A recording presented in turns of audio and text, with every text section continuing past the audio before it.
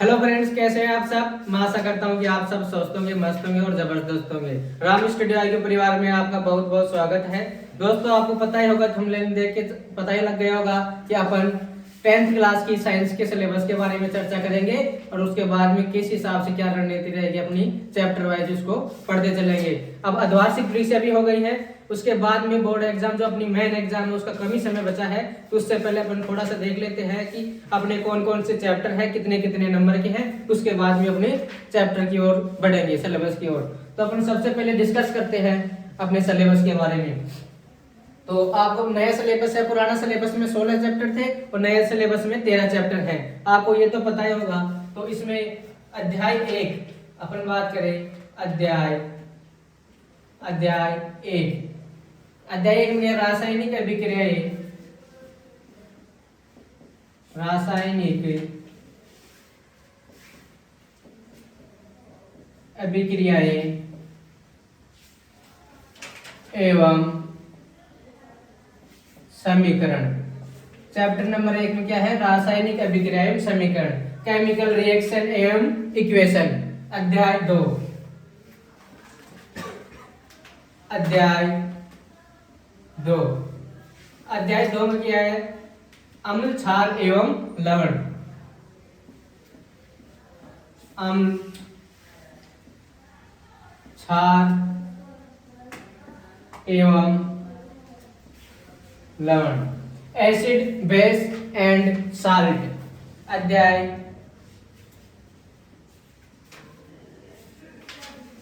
3 में क्या है, धातु एवं अधातु, धातु एवं अधातु, मेटल एवं नॉन मेटल। अध्याय आगे बात करें अपन अध्याय नंबर 4 की। चैप्टर नंबर 4 में क्या है, कार्बन एवं उसके यौगिक, कार्बन एवं उसके यौगिक। सभी विद्यार्थियों को पूरे के पूरे चैप्टर सीरीज वाइज अपने क्या चैप्टर का नाम याद होना चाहिए। चैप्टर नंबर 4 1 से अपन बात करें, चैप्टर नंबर अपने 1 से 4 तक क्या है, यूनिट फर्स्ट। इसकी बात करें चैप्टर नंबर 1 से 4, ये कौन सी यूनिट होगी, यूनिट फर्स्ट। यूनिट फर्स्ट में क्या क्या आएगा, केमिस्ट्री का भाग है जिसे रसायन विज्ञान कहते हैं, रसायन विज्ञान, रसायन या रासायनिक विज्ञान, मतलब ये है केमिस्ट्री।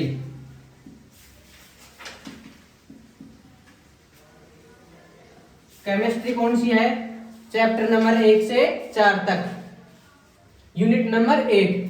केमिस्ट्री कितने मार्क्स की आएगी, केमिस्ट्री आएगी अपने 25 मार्क्स की। अपन बोर्ड एग्जाम में क्वेश्चन इस केमिस्ट्री से 25 नंबर के क्वेश्चन आएंगे। कैसे कैसे क्वेश्चन आएंगे इसके बारे में तो अपन जब चैप्टर पढ़ेंगे उस वहां डिटेल से बात करेंगे। अब आगे अपन बात करते हैं यूनिट नंबर 2, अध्याय 5। यहां से स्टार्ट होती है अपनी बायोलॉजी। पहला चैप्टर है बायोलॉजी का, चैप्टर नंबर 5, जैव प्रक्रम। मतलब इसमें पढ़ेंगे किसके बारे में, लाइफ प्रोसेस, जीव जंतुओं के बारे में। आगे बात करें अध्याय 6 में क्या है, नियंत्रण एवं समन्वय। हमारा बॉडी किस किस से कंट्रोल होता है, कैसे कैसे चलता है, उसके बारे में बात करेंगे। नियंत्रण एवं समन्वय। अध्याय नंबर 7, चैप्टर नंबर 7 में बात करेंगे अपन आनुवांशिकी एवं जैव विकास, आनुवांशिकी। चैप्टर नंबर 8 है। चैप्टर नंबर 7 में जीवों में जनन, जीवों में जनन, रिप्रोडक्शन ऑफ ओरिजिन। अध्याय नंबर 8। अध्याय 8 में बात करेंगे अपन क्या, आनुवंशिकी एवं जैव प्रक्रम।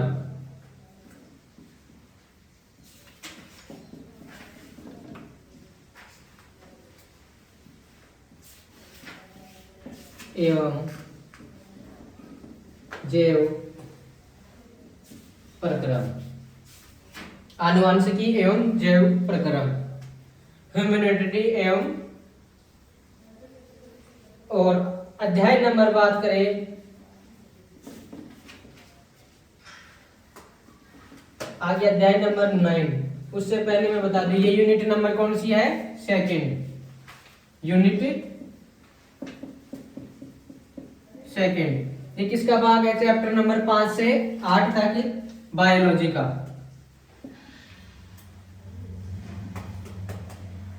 मतलब जीव विज्ञान का। ये कितने मार्क्स का आएगा, ये भी सर 25 मार्क्स का आएगा। ये भी 25 नंबर के क्वेश्चन आएंगे इस पार्ट में, यूनिट नंबर सेकंड में। उसके बाद में बात करें unit number third. Unit third में कितने चैप्टर हैं, 9 और 10। 9वां चैप्टर क्या है, प्रकाश परावर्तन एवं अपवर्तन। प्रकाश का क्या है, प्रकाश परावर्तन अथवा अपवर्तन, प्रकाश परावर्तन तथा अपवर्तन। अध्याय नंबर 10। अध्याय नंबर 10 में क्या है, मानव नेत्र एवं रंग बिरंगा संसार। मानव नेत्र एवं रंग बिरंगा संसार। ये यूनिट कौन सी हो गई, 9 चैप्टर नंबर, अध्याय नंबर 9 और 10, यूनिट नंबर 3, यूनिट नंबर 3। ये किसका भाग है, फिजिक्स का।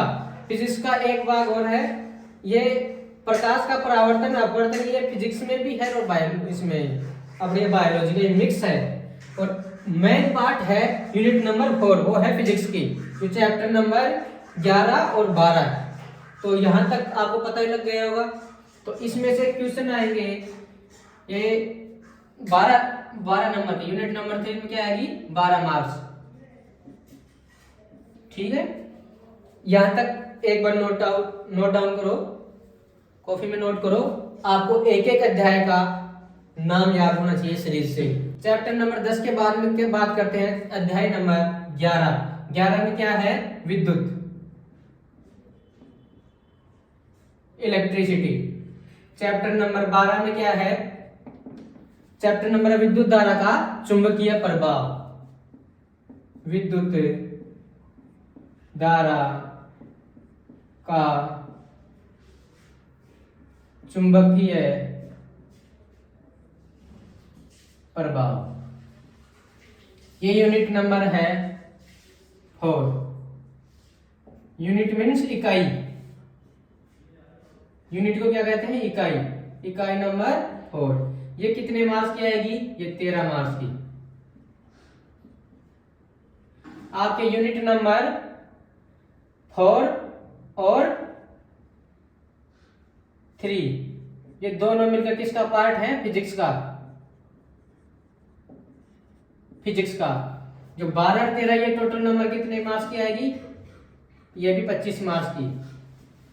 25 नंबर के क्वेश्चन आएंगे इसमें से। अब आगे बात करते हैं, लास्ट चैप्टर बच गया 13, हमारा पर्यावरण। क्या है, हमारा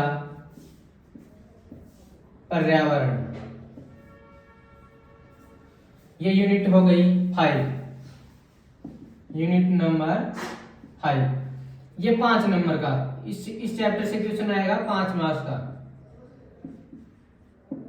5 अंक का क्वेश्चन आएगा इसमें से।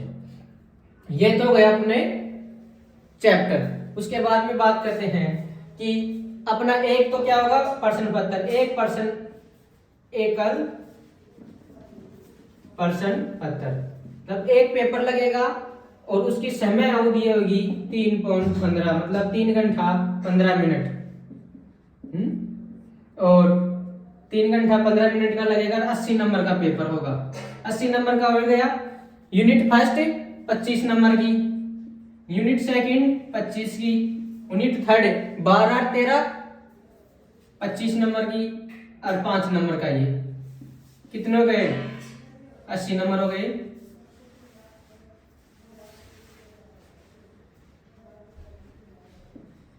अस्सी नंबर का क्या हो गया आपका पेपर।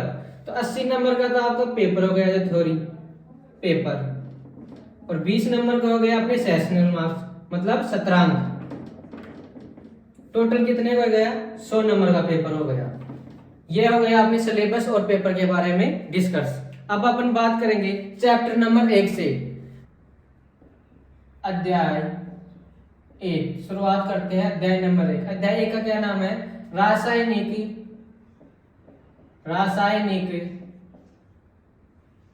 अभिक्रियाएं। रासायनिक अभिक्रियाएं एवं समीकरण। इंग्लिश में क्या है, chemical reaction, chemical reactions and equation.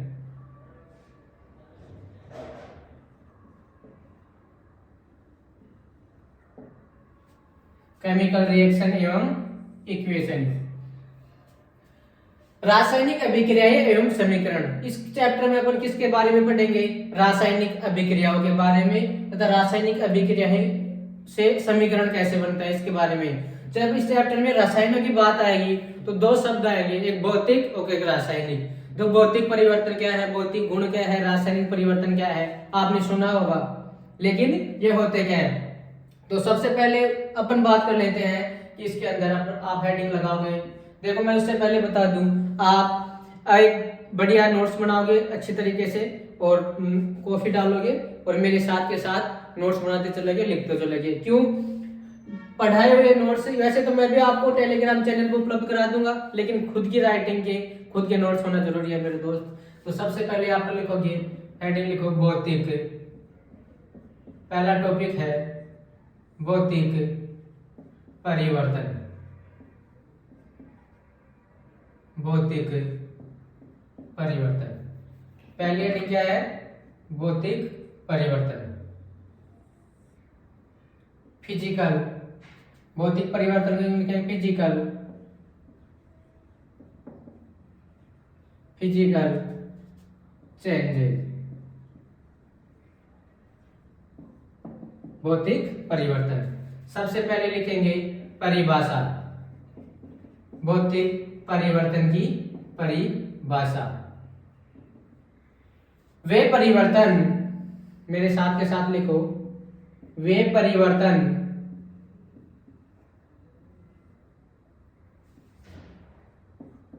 जिसमें पदार्थ के, वे परिवर्तन जिसमें पदार्थ के भौतिक गुणों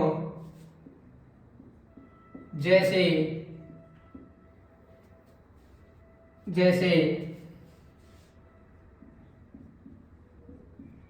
आकार व अवस्था में परिवर्तन, आकार व अवस्था में परिवर्तन होता है, उसे भौतिक परिवर्तन कहते हैं। उसे भौतिक परिवर्तन कहते हैं। आपको समझ में आया?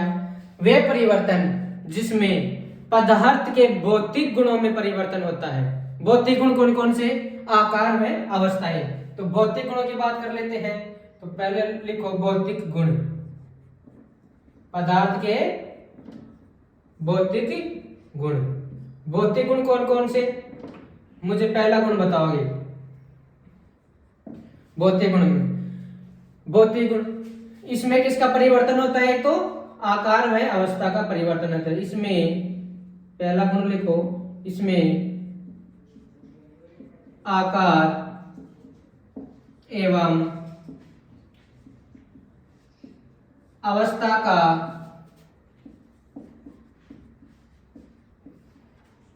परिवर्तन होता है। मैं पूछूं भौतिक आकार में अवस्था का परिवर्तन कैसे? कि तुम्हारा पहले छोटे थे, आकार भी बदला, आपकी अवस्था भी बदली, कि थोड़े बचपन थे, बच्चे थे, बड़े हो गए, धीरे धीरे ज्यादा भी समझदार हो गए। तो इसमें आकार और अवस्था दोनों का क्या हुआ? परिवर्तन। तो ये कौन सा परिवर्तन हुआ? भौतिक परिवर्तन। यह है एक अस्थायी परिवर्तन, अस्थायी परिवर्तन होता है। आप एक ही जगह खड़े रुकोगे, आपका आकार अवस्था दोनों बदलती रहेंगी, तो कैसा परिवर्तन है? ये अस्थायी परिवर्तन है। तीसरा,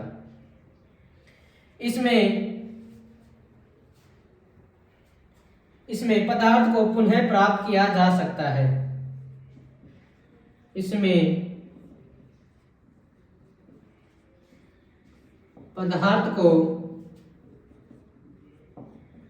पुनः प्राप्त किया जा सकता है। बोलो कि पदार्थ को पुनः प्राप्त कैसे किया जा सकता है? ये एक बर्फ है। ये क्या है? बर्फ। ये एक बर्फ का टुकड़ा ले लिया मैंने, ठोस। ये क्या है? बर्फ का। यदि इस बर्फ को मैं खुले में छोड़ दूं या धूप में छोड़ दूं तो पिघलने लग जाएगी। तो क्या बन जाएगा? जल। यदि इसी जल को मैं दोबारा से ठंडा कर दूं तो ये क्या बन जाएगा? वापस से बर्फ बन जाएगी। तो मतलब पदार्थ बर्फ ठोस थी, ठोस से मैंने द्रव बना दिया, द्रव से वापस मैंने ठोस बना दिया। तो ये कैसे अभिक्रिया हो गई? उत्क्रमणीय। कैसे अभिक्रिया हो गई? उत्क्रमणीय। तो इसमें चौथा गुण लिख सकते हैं, यह एक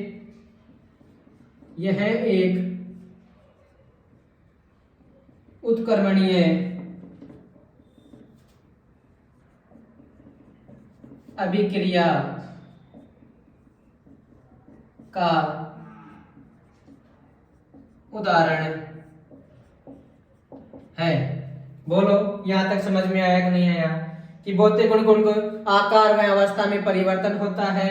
यह एक अस्थायी परिवर्तन है। इसमें पदार्थ को पुनः प्राप्त नहीं किया जाता, पुनः प्राप्त किया जा सकता है। भौतिक में क्या किया जा सकता है? पदार्थ को पुनः प्राप्त किया जा सकता है। यह एक ऐसी अभिक्रिया है, उत्क्रमणीय अभिक्रिया है। जैसे जैसे जैसे जैसे बताओ, बर्फ का पिघलना, मोम का पिघलना,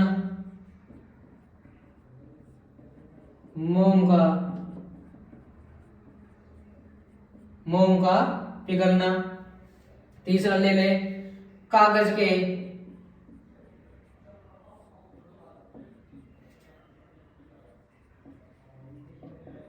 टुकड़े करना।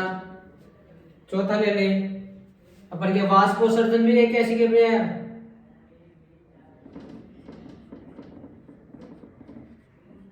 वाष्पोत्सर्जन भी एक भौतिक परिवर्तन है। वाष्पोत्सर्जन जैसे कैसे? अपन एक पात्र में जल लिए, उसको जलाया, तो जो वाष्प निकलती है तो प्लेट के नीचे देखते हो, नीचे वाष्प बन जाती है, उसको ठंडा करने पे वापस पानी बन जाता है। बोलो यहाँ तक समझ में आया कि नहीं आया? ये भौतिक परिवर्तन क्या है? सर भौतिक परिवर्तन तो बता दिए, लेकिन यहाँ से क्वेश्चन कैसे बनेंगे, क्वेश्चन कैसे बनेंगे अभी मैं लास्ट में बताऊंगा, सभी के क्वेश्चन कैसे बनेगा। बोलो यहाँ तक समझ में आया कि नहीं आया?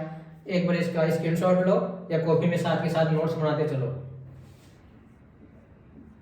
अब बात करते हैं भौतिक परिवर्तन के बाद, अब बात करते हैं रासायनिक परिवर्तन।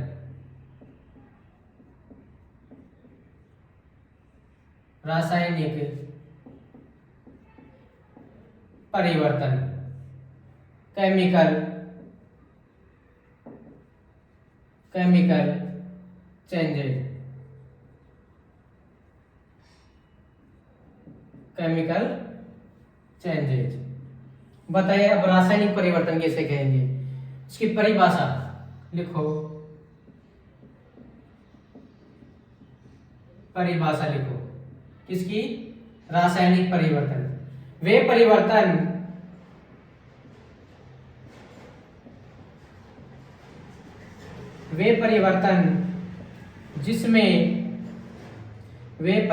जिसमें पदार्थ के कौन से गुण? रासायनिक गुण। पदार्थ के रासायनिक गुणों, पदार्थ के रासायनिक गुणों जैसे, पदार्थ के रासायनिक गुण कौन कौन से? रंग, रूप अथवा अवस्था में परिवर्तन होता है, उसे रासायनिक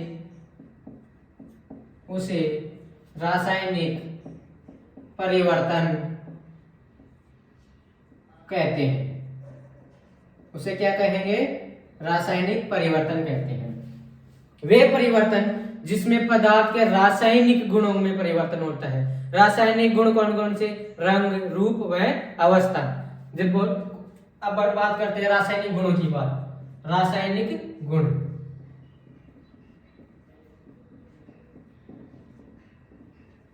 रासायनिक गुण बताइए पहला रासायनिक गुण क्या है?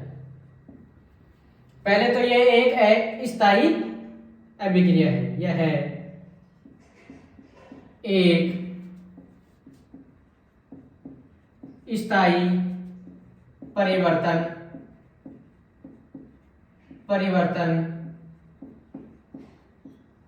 होता है।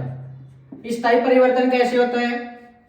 मैंने ये दूध है, ये दूध है, इस दूध से मैंने बना दिया दही, दूध से दही।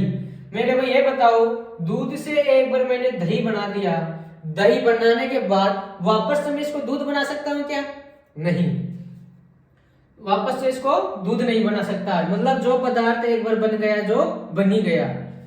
दूसरा ले ले, जैसे ले लो दूध है, दूध में चाय पत्ती डाल के मैंने चाय बना दी, क्या चाय से दोबारा मैं वो बना सकता हूँ दूध? नहीं। तो ये क्या है? एक बार जो पदार्थ बन गया, जो बन गया। क्या इसके में जो गुण है, दूसरा लिख सकते हैं, इसमें इसके मूल गुणों में परिवर्तन होता है। मूल गुणों में परिवर्तन कैसे होता है? कि मैंने दूध लिया, दूध से मैंने चाय बना दी, एक पात्र में मैंने दूध ले लिया, ये दूध से, दूध के अंदर चाय बना के चाय पत्ती डाल के गर्म कर दी, चाय बना दी। क्या चाय को मैं दोबारा से डाल सकता हूँ? क्या दूध में मैंने क्या डाली? चाय पत्ती। तो उसके मूल गुण कौन सा? जो व्हाइट कलर था, चाय पत्ती डालने में कॉफी कलर हो गया, चाय कलर हो गया।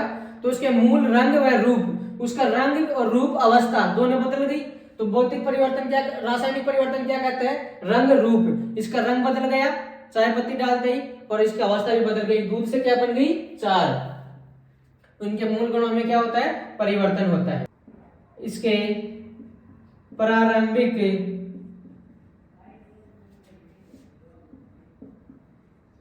पदार्थ को पुनः प्राप्त नहीं कर सकते। मुझे ये बताओ, एक बार दूध से दही बन गया, क्या इसको दोबारा से दूध, दही को दूध बना सकते हैं? नहीं। जो पदार्थ एक बार बन गया उसको दोबारा प्राप्त नहीं कर सकते। उसके बाद अपन बात करें, यह एक, यदि दूध से दही बन गया, दही से वापस नहीं कर सकते, ये कौन सी अभिक्रिया हो जाएगी, अनुत्क्रमणीय। यह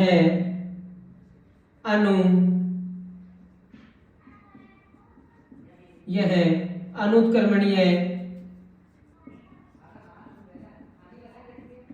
अभिक्रिया का उदाहरण है।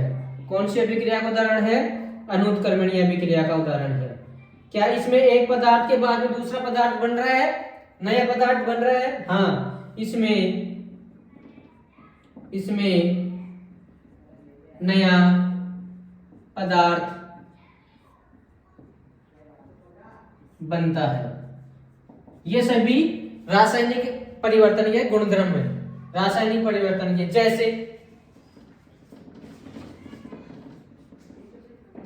मेरे को बताओ, दूध से दही बनना, दूध से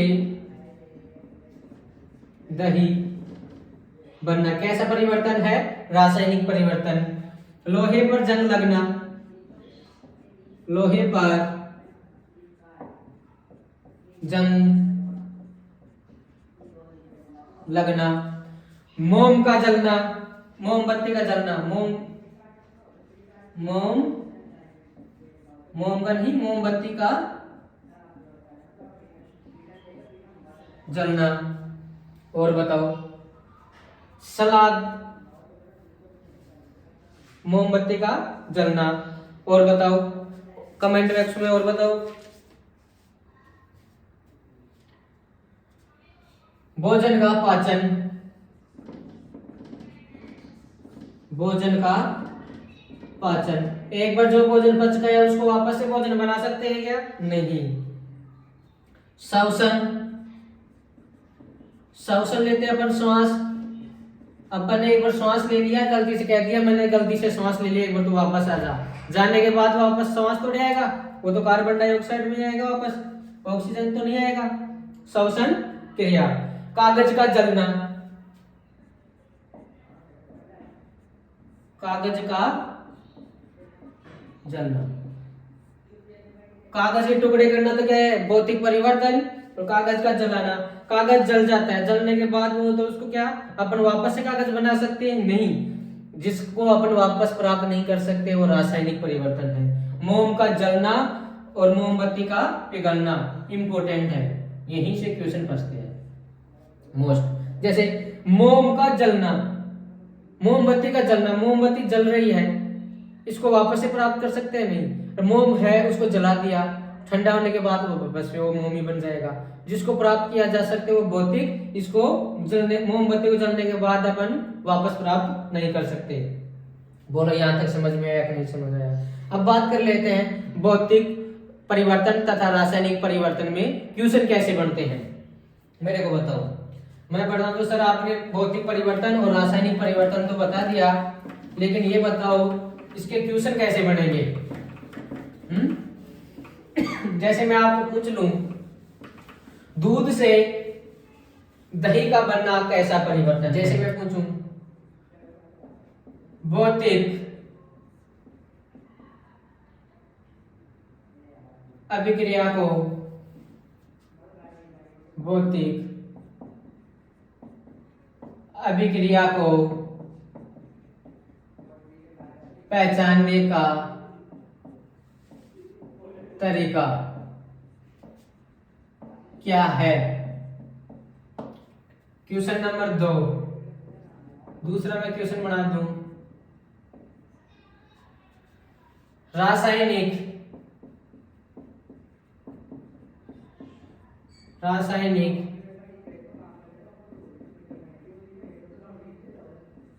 अभिक्रिया को पहचानने का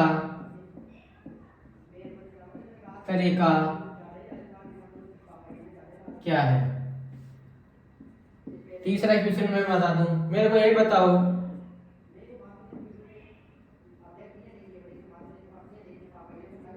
लोहे पर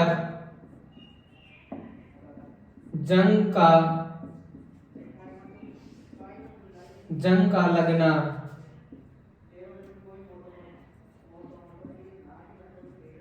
कैसा परिवर्तन है?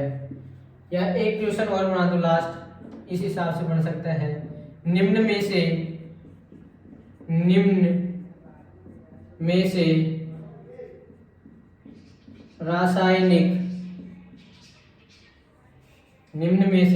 रासायनिक परिवर्तन है, बताओ। ऑप्शन नंबर ए दे दिया, बर्फ का पिघलना। ऑप्शन नंबर बी, मोम का पिघलना। ऑप्शन नंबर सी,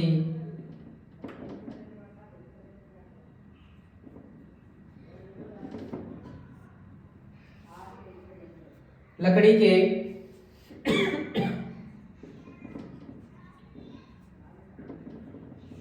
टुकड़े करना। ऑप्शन नंबर डी, मोमबत्ती का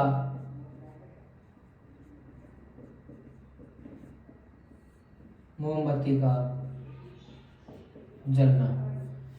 ऐसे क्वेश्चन बनेंगे। भौतिक परिवर्तन, रासायनिक परिवर्तन में से शॉर्टकट एक एक नंबर के क्वेश्चन भी बन सकते हैं। तो मुझे बताओ, भौतिक अभिक्रिया को पहचानने का तरीका, परिभाषा क्या थी?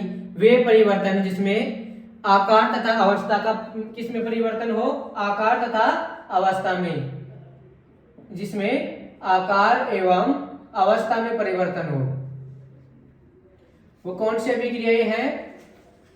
भौतिक। रासायनिक अभिक्रिया में क्या होता है? वही परिवर्तन जिसमें पदार्थ के कौन से गुण, रंग, रूप व अवस्था, रंग रूप व अवस्था में परिवर्तन हो, वो क्या कहलाएंगी? रासायनिक अभिक्रियाएं। लोहे पर जंग लगना कैसी अभिक्रियाएं हैं? इसमें रसायन है, रसायन का निर्माण एक कौन सी अभिक्रिया है? रासायनिक अभिक्रिया, रासायनिक परिवर्तन हो गया। निम्न में से रासायनिक परिवर्तन है, मुझे बताओ। बर्फ का पिघलना। ऐसे देखो, ये बर्फ है, बर्फ को ये पिघल गई, ये है बर्फ। बर्फ से पिघलने के बाद क्या बन गया? जल। क्या इसको ये बनने के बाद मैं वापस से ठंडा करके बर्फ बना सकता हूं? हाँ। तो मैंने क्या पूछ रहा हूं? रासायनिक परिवर्तन जिसको प्राप्त वापस से नहीं कर सकते, वो होता है रासायनिक परिवर्तन। इसको तो प्राप्त कर सकता हूं, तो ये कौन सा हो गया? भौतिक परिवर्तन। ये गलत। ऑप्शन नंबर सी लो, लकड़ी के टुकड़े करना। ये लकड़ी है, ये मैंने लकड़ी ले ली, इसके टुकड़े करता हूं। ये लकड़ी ले ली, इसके मैं टुकड़े करता हूं। ये लकड़ी ले ली इतनी लंबी मैंने, इसके मैं टुकड़े कर दिया, एक यहां से यहां तक, फिर यहां से यहां तक। ये कौन सा हो गया? मतलब इसको तो मैं चेंज कर पा रहा हूं, तोड़ पा रहा हूं, वापस से प्राप्त हो रहा है वो लकड़ी। इसको जोड़ के वापस भी बना सकता हूं। जो जिसको प्राप्त नहीं कर सकते वो क्या है? रासायनिक परिवर्तन। इसको भी कर सकते हैं, ये भी हो गया गलत। अब बात करें ऑप्शन नंबर बी और सी में से, बताओ क्या होगा? सर, मोम का पिघलना। मैंने मोम लिया, मोम को पिघला दिया, मोम पिघलने के बाद वापस मोम बन जाता है, ये भी क्या हो गया? गलत। मोमबत्ती का जलना। मोमबत्ती ले आओ, आप उसको जलाओ, जलाने के बाद लास्ट में क्या बचता है? कुछ नहीं। मोमबत्ती जलने के बाद वापस से उससे मोमबत्ती नहीं बनाई जा सकती। जो रासायनिक परिवर्तन क्या कहता है? जिसमें पदार्थ को पुनः प्राप्त नहीं किया जा सकता। भौतिक गुण पढ़े थे ना, तो उससे हो गया ये सही। ऑप्शन नंबर डी, इसके हिसाब से क्वेश्चन आएंगे आप एक एक नंबर के। आज तक यही रखेंगे, आगे इससे आगे चैप्टर को आगे नेक्स्ट क्लास में इससे आगे पढ़ाएंगे। मैं आशा करता हूं कि आपको यहाँ तक बहुत अच्छे से समझ में आया होगा, और यदि अच्छे से समझ में आया तो चैनल को लाइक शेयर एंड सब्सक्राइब करो और अपने दोस्तों तक इस क्लास को शेयर करो। थैंक यू, धन्यवाद।